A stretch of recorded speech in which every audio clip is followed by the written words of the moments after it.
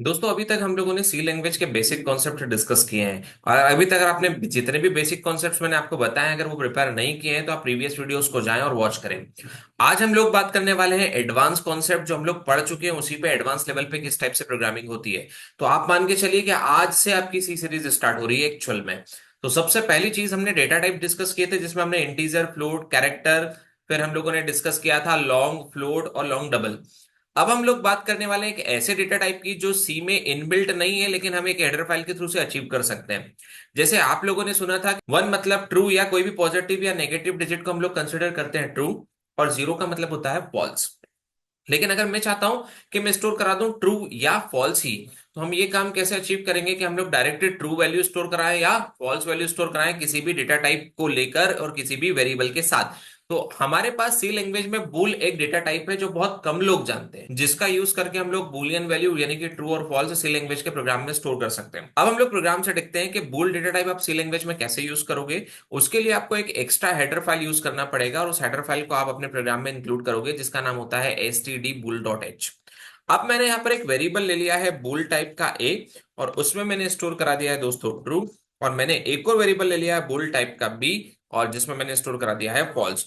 दोस्तों याद रखना, बुल मतलब बुलियन होता है, और बुलियन की दो वैल्यू होती है, ट्रू और फॉल्स। लेकिन इसके लिए हमारे पास कोई फॉर्मेट स्पेसिफायर नहीं है, तो हम इसे प्रिंट करने के लिए वही परसेंटेज डी का यूज करेंगे। लेकिन आप लोगों को पता है ट्रू मतलब वन होता है और फॉल्स मतलब जीरो होता है। तो आप कैसे प्रिंट करेंगे, तो हम यहाँ पर यूज करेंगे प्रिंटफ फंक्शन का।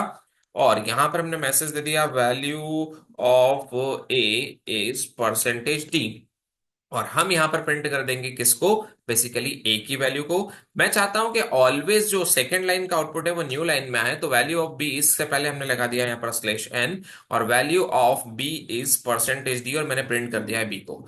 आपको पता है ए की वैल्यू ट्रू है, ट्रू मतलब वन होता है, और बी की वैल्यू फॉल्स है, और फॉल्स का मतलब जीरो होता है। तो जब हम इस प्रोग्राम को कंपाइल और रन करेंगे, तो फाइनली हमें आउटपुट क्या एक्सपेक्टेड है, पहला आना चाहिए वन और दूसरा आना चाहिए जीरो। मैंने इसको कंपाइल किया GCC demo dot c, successfully compile हो चुका है, कोई इशू नहीं, मतलब बुल सपोर्ट हो चुका है।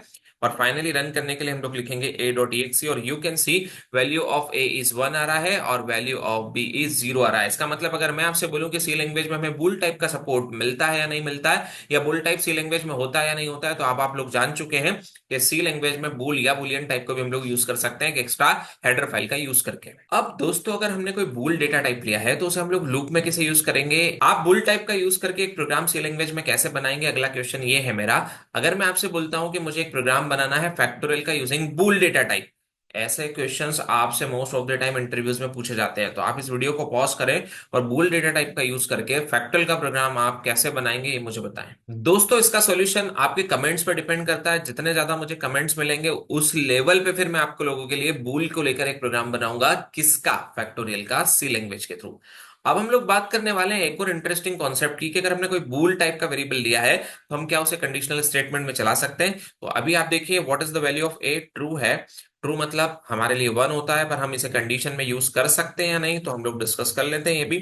मैंने इफ के अंदर ए पास कर दिया है, और मैंने यहां पर प्रिंट कर दिया है कि अगर ट्रू है, तो हमने यहां पर लिख दिया है ट्रू ब्लॉक स्टेटमेंट्स, और अगर ऐसा नहीं है तो हमने एल्स ब्लॉक लगा के यहां पर लिख दिया है फॉल्स ब्लॉक स्टेटमेंट। तो again we are using printf, मैं थोड़ा सा आलसी हूं इसलिए मैं कॉपी पेस्ट कर देता हूं, और मैंने यहां पर लिख दिया है फॉल्स ब्लॉक स्टेटमेंट। मैंने सेव किया इसको, और now you are able to compile this. जैसे मैंने कंपाइल किया कोई एरर नहीं, मतलब कंडीशन में भी भूल चल सकता है, और जैसे आपने रन किया तो आपको आउटपुट मिल रहा है ट्रू ब्लॉक स्टेटमेंट। अगर मैंने ए में स्टोर करा दिया है फॉल्स, तो मुझे आउटपुट में मिलने वाला है एल्स ब्लॉक स्टेटमेंट या फिर false block statement। तो अगेन हम इसे सेव करेंगे, then you can compile and run, when you will run this then you will get false block statements।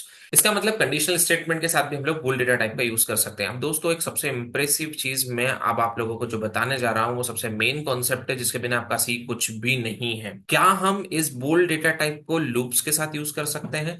तो मैंने आपको एक असाइनमेंट दिया है जिसपे आप काम करें, पर उसका एक बेसिक कॉन्सेप्ट है, मैं आपको क्लियर कर देता हूं। मैंने बूल्स में ए की वैल्यू को कर दिया है ट्रू, और अब मैं इसे यूज करने वाला हूं लूप्स के अंदर।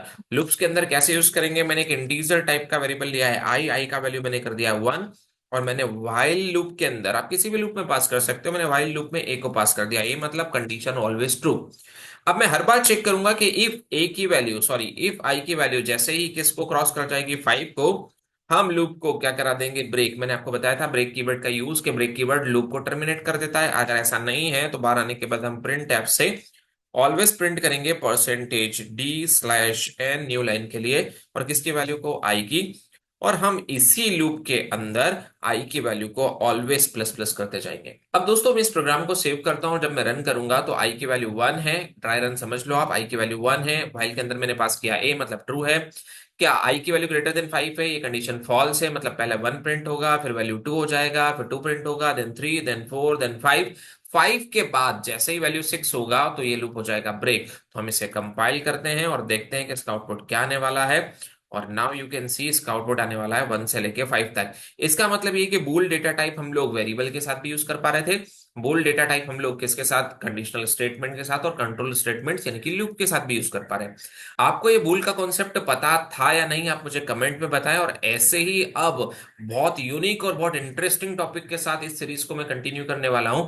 नेक्स्ट लेक्चर को आप मिस मत करना, नेक्स्ट वीडियो आप जरूर देखें, क्योंकि उसमें मैं आप लोगों को अपने नाम की हेडर फाइल्स और प्रिंट एफ फंक्शंस के प्रोटोटाइप्स कहाँ मिलेंगे, कैसे मिलेंगे, कैसे उठाना है, कैसे लगाना है, ये सारी चीजें बताने वाला हूं।